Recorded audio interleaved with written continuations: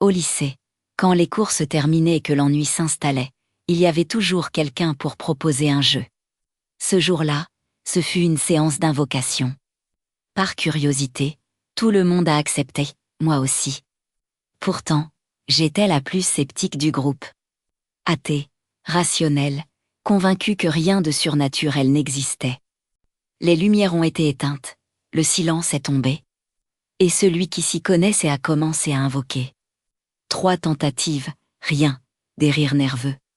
Une déception presque, puis, la tasse a bougé. À peine effleurée par nos doigts, elle a commencé à glisser.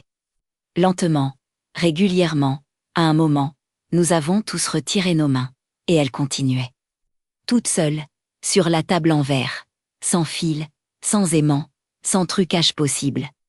Puis elle a commencé à former des mots, à répondre aux questions.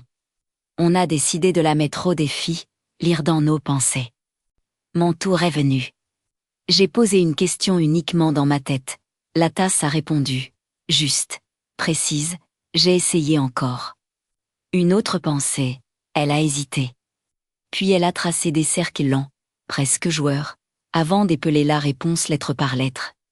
Exact, encore là, j'ai paniqué, j'ai inventé une excuse.